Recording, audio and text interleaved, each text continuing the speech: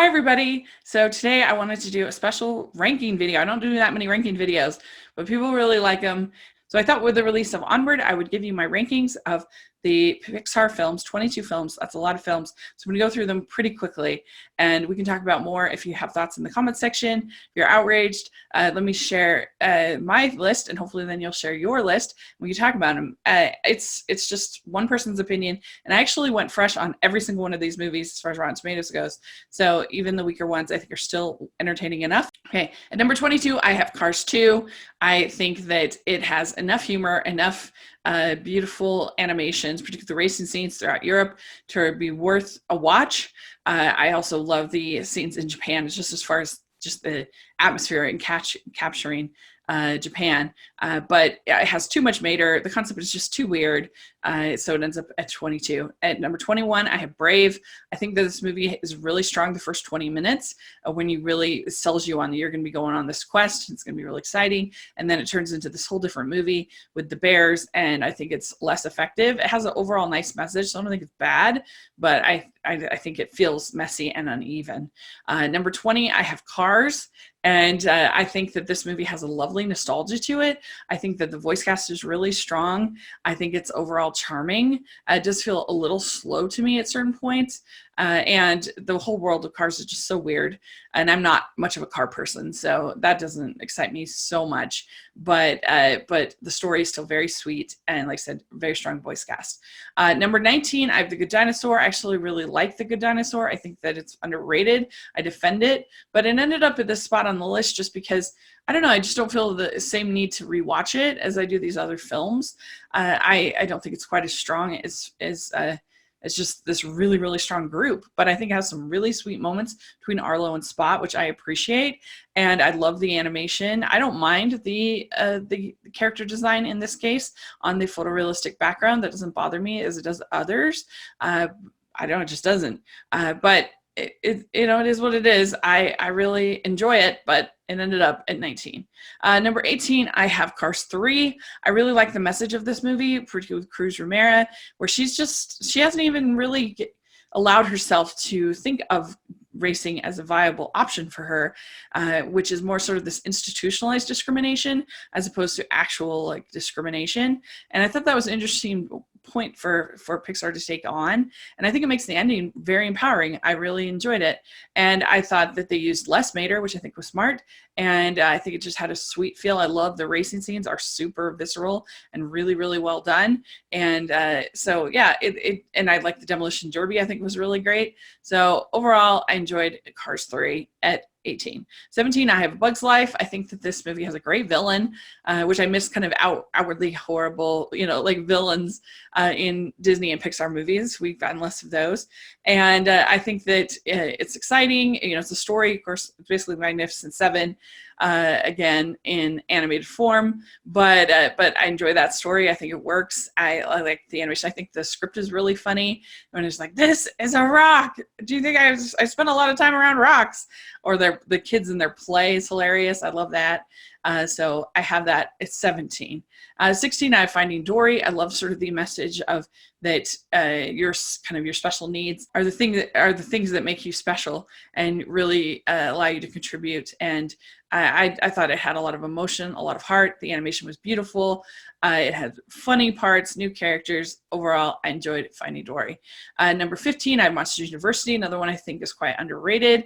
I think the whole idea that you have a character whose dream doesn't come true, and that's the main message of the movie. And there's just some things that he's not going to be a scare. He's just not. And he thinks that he is, and he puts in all of the work. How often do you see that message for kids? Not very much. And yet that's what he needs to find his calling. And so I think it's great voice cast. I think it actually makes White Kwiatkowski one of the most interesting characters in all of Pixar. The scare game's going a little too long. I think that's its downside, but overall still very entertaining, very good film. Number 14, I have the newest film, Onward. I love the relationship between the brothers. I think that's really well done. I think it has it has a nice heart to it. I think that the journey maybe a little generic, but the world building is so nice and so creative. I definitely would forgive maybe a little weaknesses in the quest, but I still just, there was the bond between the two brothers, and particularly Chris Pratt's character, I think I really, really enjoyed. So it ended up at number 14. Number 13, I have Monsters Incorporated. Love the whole concept of the monsters living underneath the bed and or in the closet. I thought that was very creative. I love the chase sequences through the doors, going back and forth, back and forth. I think is really, really fun. A great voice cast with John Goodman and Billy Crystal. It's just very entertaining. I have it at 13. Number 12, I have Toy Story 2. This is my least favorite of the Toy Story movies, but I adore all four.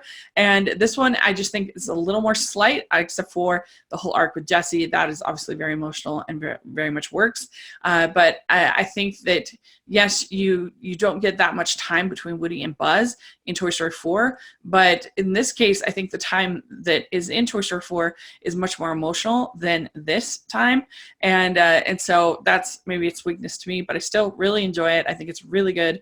I have it at 12. Number 11, I have Toy Story 3. There's another movie that I really love, but I think that it lays on a little thick at the end, actually, for me, that I know a lot of people really love, the incineration scene in particular, but I still thought it was so well animated, so beautiful, and such a good story, and I just love these characters. So that is why, and I think Lotso was a really good villain, even though I'm sick of surprise villains. I also think this movie is very funny, particularly Ken and Barbie, and so there we go at Toy Story 3. Number 10, I have Incredibles 2, and I love the continuation of this whole family and their dynamic as they learn to grow, particularly to see Bob have to figure out the toughest job of all, being a parent, and especially of Jack Jack. And he is not just some like dumb dad. He learns, he grows, he changes. Parenting is really hard, and that was the main theme of this movie, I think. Edna is great, of course, hilarious. The villain isn't the best, but I was fine with it, and I liked also seeing kind of the similar arc that we'd seen in the first movie, but this time was with Helen, not with Bob, and so that was really, really interesting too, and so I really enjoyed it. Number 9, I have Ratatouille, because of course you've got this really cute story of this rat who just wants to cook. He just wants to live his passion, and of course there's lots of things that stop him from doing that. Sweet story, funny story, beautiful animation. It's great. So number 8, I have Toy Story 4, and I love that they gave a proper ending to Woody. In Toy Story 3, we have a proper ending for Andy. Now we have our ending for Woody. And I think it just makes sense because you don't want him stuck in this cycle of play forever, for all time, because there's no real death in this world. So he's just going to be abandoned and abandoned and abandoned and abandoned. And he's done his time. And I think it was so great to end him in this place with autonomy, where he's going to be able to make his choices and be able to live a happy life. I think that this movie was very funny. I think it was very sweet. I loved Forky. I loved that Woody basically parenting Forky. I thought it was great. And so there we go. That's what I have at number 8. Number 7, I have Finding Nemo. Absolutely love Finding Nemo. I love the journey that they go on. I love Marlin and Dory, and I love all the fish tanks. I love Darla, hilarious. I love the ocean. It's so beautiful. And so I have that at 7. Number 6, I have WALL-E. I love WALL-E and Eve. I love the spacewalk. Is so beautiful. Maybe the best sequence in all of CG animation ever. It's just absolutely gorgeous. I love the whole idea of the captain coming aware of that he can have this better life, and his whole journey there I think really works. I love the Hello Dolly sequences. I think it's actually a better movie than Hello Dolly, which is kind of funny. So there you go. I have WALL-E at number 6, and then I have The Incredibles at 5. I love the whole idea of him sort of realizing that Bob needs to do what he's called to do, and him working in this insurance office is just killing him from the inside. And I love the whole message of family. I love that they are an actual like functioning married couple that has conflict. I think that's great for kids to see that marriage ebbs and flows, and you have challenges, and yet you still love each other. I think that's great. I love Syndrome as a villain. I think he's great. So I have The Incredibles at 5. Number 4, I have Coco. I love the connection to the ancestors in this movie. I think it's a lot harder to love people that are flawed, and his family is definitely flawed. And I like that message a lot. It's so beautiful. I absolutely love the afterlife life. The way it's animated, I loved Hector's story and how much you're rooting for him. Yes, it's somewhat predictable, but I was fine with that. Everything else was so inventive and beautiful that I really enjoyed Coco. Number 3, I have Toy Story. The first one is still my favorite. I love this buddy adventure that they go on. I think the script is just about perfect. There's so many iconic lines, and it was just so brilliant to make your first CG animated feature film, to make it something that is characters that are made out of plastic. That was so fun because that's where they were at as far as the technology at the time. But I mean, I just love Sid. I love the lines, the script, just seeing Woody's jealousy. Who can't relate to that? I certainly can. So I have it at 3. Number 2, I have Inside Out. I absolutely love this movie. I love that you have a journey for Joy, and then you also have a journey for Riley. And you get to see Riley like being emotionless, like not feeling, and what that is like, and how she finally gets to that moment where she has to tell her parents that, you know, that she misses home, and she can't be there. She has to be honest too about her feelings, and that's so good. And I also, you know, love that Joy finds out that having fun is not all that happiness is, that there's a deeper development to it. There's a deeper aspect to it. And I love the animation. I love Bing Bong. It's so brilliant. I love the music. I love everything about it. And number 1, I have Up. It's my favorite. I know a lot of people think, oh, it's just the first 10 minutes. I disagree. I think that is brilliant, but it sets up this story, this narrative of regret and loss, and how he feels like he didn't give Ellie the life that she deserved. And when he reads her note at the end, it is so emotional to me and beautiful. And that their wedding was their marriage was the real adventure. And so that's so beautiful to me. I think it's really funny. I think it's really sweet. I think the animation is beautiful.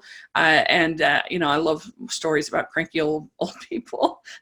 So this one really works for me. It makes me think of my grandpa, who I love so much. And so it's my favorite of all the Pixar films. It still is.